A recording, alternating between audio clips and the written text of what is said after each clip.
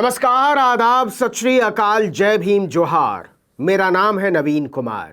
एक बार फिर से देश की सबसे शानदार यूनिवर्सिटी दिल्ली के जेएनयू को बदनाम करने की कोशिश हो रही है, क्योंकि जेएनयू की दीवारों पर कुछ जातियों के खिलाफ नारे लिख दिए गए। इसका हर हाल में विरोध होना चाहिए, यह ठीक बात नहीं है, लेकिन इसके लिए जिम्मेदार लोगों को पकड़ने की बजाय पूरी यूनिवर्सिटी के खिलाफ घृणा का अभियान छेड़ दिया गया है।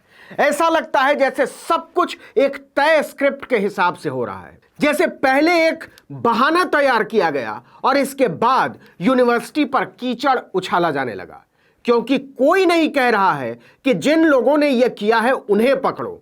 जानबूझकर फैलाया जा रहा है कि दरअसल जेएनयू ऐसा ही है, हम तो पहले से यह कहते रहे हैं। मीडिया में इसे बिल्कुल अलग रंग दिया जा रहा है, पूरे जेएनयू को नफरती और जातिवादी बताया जा रहा है। कहा जा रहा है कि जेएनयू की दीवारों पर लिखे जातिवादी और ब्राह्मण विरोधी स्लोगन भर दिए गए हैं।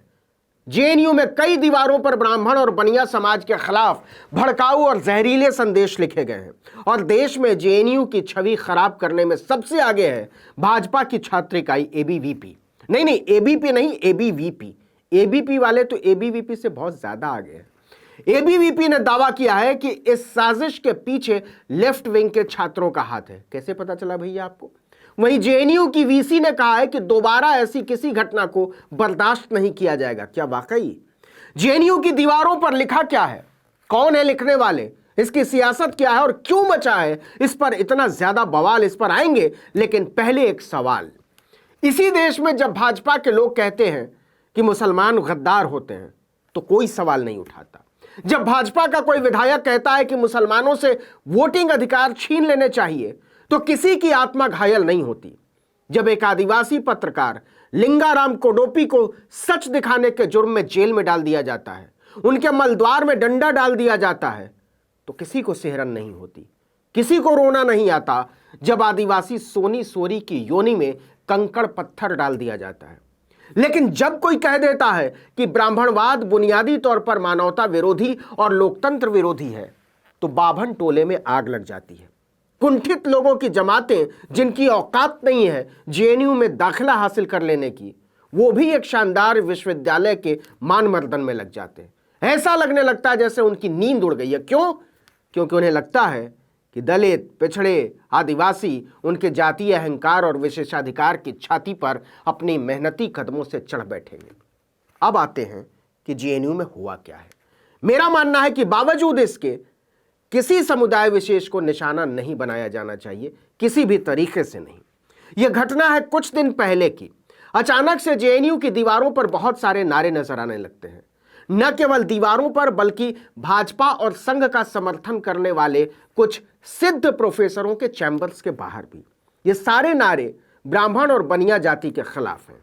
मतलब दोनों द्विज जातियां, मतलब जनेऊ पहनने वाली। आपको पता ही होगा कि मनु संहिता के हिसाब से हिंदू धर्म में ब्राह्मण और बनिया के अलावा कोई जनेऊ नहीं पहन सकता, मतलब उनका यज्ञोपवीत नहीं हो सकता।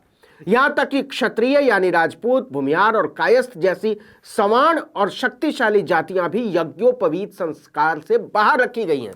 मतलब वो सवर्ण होने के बावजूद उतने श्रेष्ठ नहीं है जितने ब्राह्मण और बनिया होते हैं। जेएनयू में इसी तबके को निशाना बनाया गया है।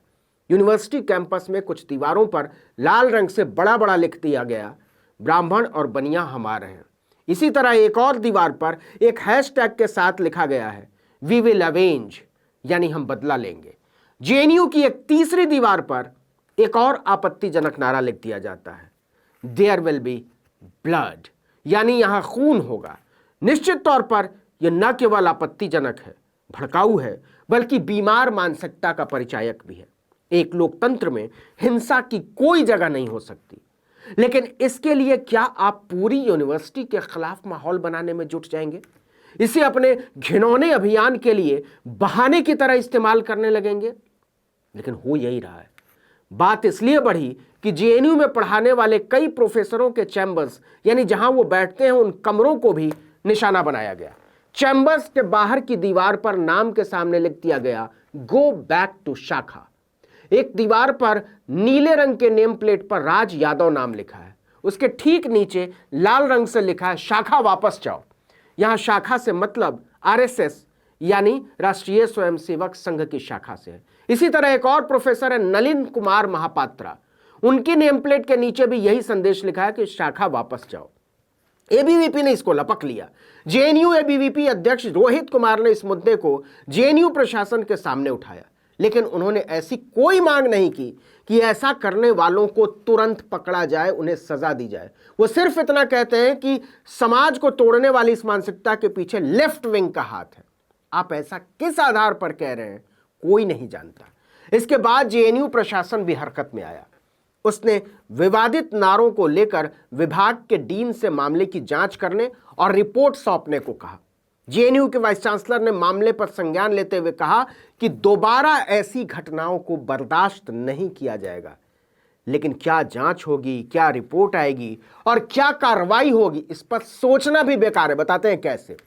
3 साल पहले चलिए, 5 जनवरी 2020 की रात डिनर का वक्त नकाबपोश गुंडे बिना किसी खौफ के हथियारों के साथ जेएनयू कैंपस में दाखिल होते हैं बेखौफ, और एक हॉस्टल में छात्रों पर हमला बोल देते हैं। 34 छात्र इस हमले में घायल हो जाते हैं। इनमें छात्र संघ की प्रमुख आयशी घोष भी शामिल होती हैं।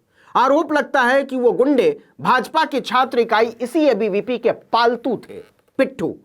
मामला दिल्ली पुलिस के पास पहुंचता है। अपराध शाखा जांच शुरू करती है। 4 दिन बाद पुलिस एक बयान जारी करती है कि उसने इस हमले के संबंध में कुछ संदिग्धों की पहचान कर ली है। पुलिस के एक आला अधिकारी कहते हैं कि पुलिस ने 2 व्हाट्सएप समूहों के कम से कम 70 एडमिन की पहचान की है। उन्हीं समूहों में कथित तौर पर जेएनयू छात्र संघ के सदस्यों पर हमले की योजना बनाई थी। पुलिस ने कहा कि वो हमला करने वालों की पहचान करने के बहुत करीब है। कुछ संदिग्धों की पहचान भी कर ली गई है।